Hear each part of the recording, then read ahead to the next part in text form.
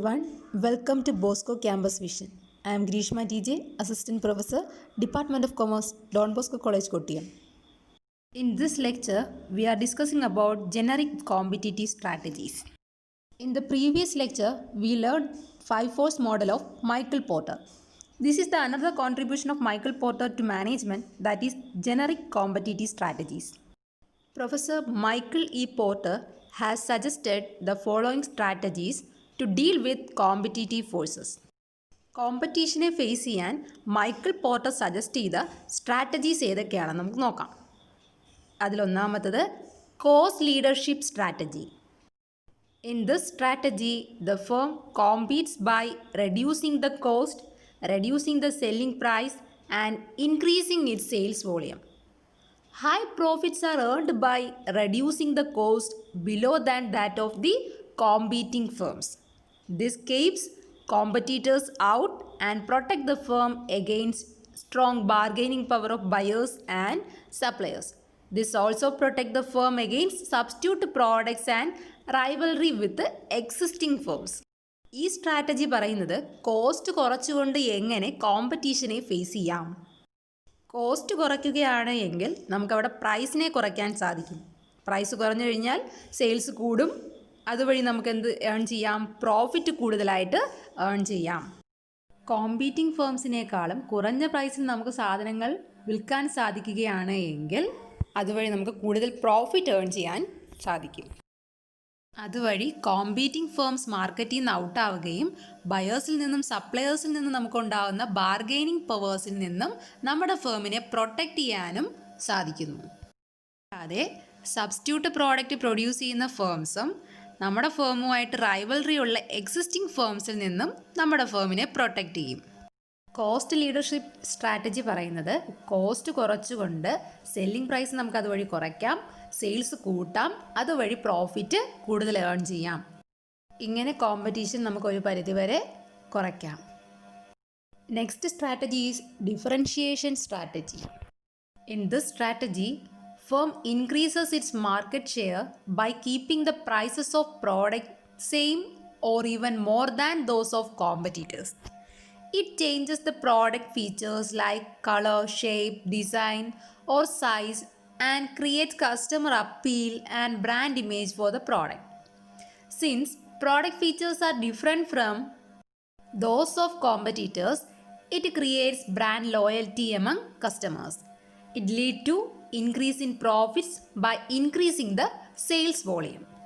Differentiation strategy പറയുന്നു, നമ്മുടെ ഫേമിൻ്റെ market share increase ചെയ്യണമെങ്കിൽ നമ്മുടെ പ്രോഡക്റ്റിൻ്റെ പ്രൈസ് കോമ്പറ്റീറ്ററുടെ പ്രൈസിലെ സെയിം ആയിട്ടോ അല്ലെങ്കിൽ അതിൽ കൂടുതലോ പ്രൈസായിട്ട് കീപ്പ് ചെയ്യണം. എല്ലാവരും ഒരേപോലത്തെ പ്രോഡക്റ്റ് ഫീച്ചേഴ്സാണ് കൊണ്ടുവരുന്നതെങ്കിൽ അവിടെ കസ്റ്റമേഴ്സിനെ നമുക്ക് സാധാരണ അട്രാക്റ്റ് ചെയ്യാൻ സാധ്യമല്ല. പ്രോഡക്റ്റിൻ്റെ ഫീച്ചേഴ്സിൽ ചേഞ്ചസ് കൊണ്ടുവരണം. കളറിലായാലും ഷേപ്പിലായാലും ഡിസൈനിലായാലും സൈസിലായാലും കസ്റ്റമേഴ്സിനോടുള്ള ഇടപെടലുകളിലായാലും ബ്രാൻഡ് ഇമേജ് പ്രോഡക്റ്റിന് കൊണ്ടുവരിക. പ്രോഡക്റ്റ് ഫീച്ചേഴ്സ് മറ്റുള്ള കോമ്പറ്റീറ്റർ ഫേംസിൽ നിന്നും ഡിഫറെൻ്റ് ആയിരിക്കണം. അങ്ങനെയെങ്കിൽ നമ്മുടെ കസ്റ്റമേഴ്സിൻ്റെ മൈൻഡിൽ നമുക്കൊരു ബ്രാൻഡ് ലോയൽറ്റി ക്രിയേറ്റ് ചെയ്യാൻ സാധിക്കും. അങ്ങനെ ഒരു ബ്രാൻഡഡ് ഐറ്റം മേടിക്കുന്ന ആളാണെങ്കിൽ ആ ബ്രാൻഡഡ് ഐറ്റം മാത്രമേ എന്ത് ചെയ്യത്തുള്ളൂ? മേടിക്കത്തുള്ളൂ. It lead to increase its profit by increasing the sales volume. Sales കൂടുന്നതിനനുസരിച്ച് എന്തും കൂടും? പ്രോഫിറ്റും കൂടും. Differentiated products help to compete with existing firms, create brand loyalty which helps to compete with new competitors, earns high profits and deal with suppliers, and overcome bargaining power of buyers as buyers are not price sensitive to branded goods. Differentiated product ആണ് എങ്കിൽ existing ഫേംസുമായിട്ട് നമുക്ക് compete ചെയ്യാൻ സാധിക്കുന്നു. നമ്മൾ create ചെയ്തിരിക്കുന്ന brand loyalty new കോമ്പറ്റീറ്റേഴ്സുമായിട്ട് compete ചെയ്യാൻ നമ്മളെ help ചെയ്യും. ഡിഫറൻഷിയേറ്റഡ് പ്രോഡക്റ്റ് ആയതുകൊണ്ട് തന്നെ സപ്ലയേഴ്സുമായിട്ട് നല്ലൊരു ഡീല് നടത്തുകയും അതുവഴി നമ്മുടെ ഫേമിന് ഹൈ പ്രോഫിറ്റ് ഏൺ ചെയ്യാനും സാധിക്കും. ദെൻ ബ്രാൻഡഡ് പ്രോഡക്റ്റ് മേടിക്കുന്ന ബയേഴ്സാണ് എങ്കിൽ അവർ കൂടുതലായിട്ട് ബാർഗെയിൻ ചെയ്യാൻ പോകാറില്ല. അവർ പ്രൈസ് സെൻസിറ്റീവ് ആയിരിക്കില്ല.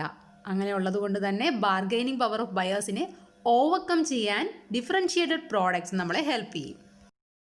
Then third strategy is focus strategy. In this strategy, the firm increases its market share by focusing on a specific section rather than the entire market.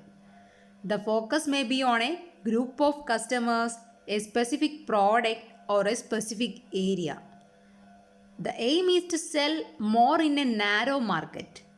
This can be done through cost reduction, product differentiation, or both. The firm thus competes by focusing on a narrow market rather than competitors who may be focusing on broader markets. Michael പോർട്ടറിൻ്റെ മൂന്നാമത്തെ generic competitive സ്ട്രാറ്റജിയാണ് focus strategy. Focus strategy പറയുന്നത് ഒരു entire മാർക്കറ്റിനെ ഫുള്ളും focus ചെയ്യാതെ അതിലേതെങ്കിലും ഒരു specific സെക്ഷനെ മാത്രം നമ്മൾ ഫോക്കസ് ചെയ്യുകയാണ് എങ്കിൽ നമ്മുടെ മാർക്കറ്റ് ഷെയർ എന്ത് ചെയ്യും? ഇൻക്രീസ് ചെയ്യും. ഒരു ഗ്രൂപ്പ് ഓഫ് കസ്റ്റമേഴ്സിനെയോ ഒരു സ്പെസിഫിക് പ്രോഡക്റ്റിനെയോ ഒരു സ്പെസിഫിക് ഏരിയയോ മാത്രം ഫോക്കസ് ചെയ്യുകയാണെങ്കിൽ അവിടെ കൂടുതൽ എഫിഷ്യൻസി നമുക്ക് ക്രിയേറ്റ് ചെയ്യാൻ സാധിക്കും. ഇതിൻ്റെ എയിം എന്ന് പറയുന്നത് നാരോ മാർക്കറ്റിൽ കൂടുതൽ സെൽ നടത്തുക. അങ്ങനെ നാരോ മാർക്കറ്റിൽ കൂടുതൽ സെയിൽ നടത്തണമെങ്കിൽ കോസ്റ്റ് റിഡക്ഷനിലൂടെയോ പ്രോഡക്റ്റ് ഡിഫറൻഷിയേഷനിലൂടെയോ മാത്രമേ അത് സാധ്യമാകൂ. കോമ്പറ്റീറ്റേഴ്സ് ബ്രോഡർ മാർക്കറ്റിനെ ഫോക്കസ് ചെയ്യുമ്പം നമ്മുടെ ഫേം നാരോ മാർക്കറ്റിനെ ഫോക്കസ് ചെയ്യുന്നു. സ്ട്രാറ്റജി പറഞ്ഞതാണ്, ഒരു സ്പെസിഫിക് സെക്ഷനിലെയോ അല്ലെങ്കിൽ ഒരു ഏരിയയിലെയോ ഒരു സ്പെസിഫിക് പ്രോഡക്റ്റിനെയോ ഒരു ഗ്രൂപ്പ് ഓഫ് കസ്റ്റമേഴ്സിനെ മാത്രം ഫോക്കസ് ചെയ്തുകൊണ്ട് ഒരു പ്രോഡക്റ്റ് സെയിൽ ചെയ്ത് മാർക്കറ്റ് ഷെയർ ഇൻക്രീസ് ചെയ്യുന്നതിനെയാണ് ഫോക്കസ് സ്ട്രാറ്റജി പറയുന്നത്. 3 സ്ട്രാറ്റജീസാണ് നമ്മളിന്നിവിടെ ഡിസ്കസ് ചെയ്തത്. ഏതൊക്കെയാണത്? Cost leadership strategy, differentiation strategy and focus strategy. This is all for today's session. Thank you for listening.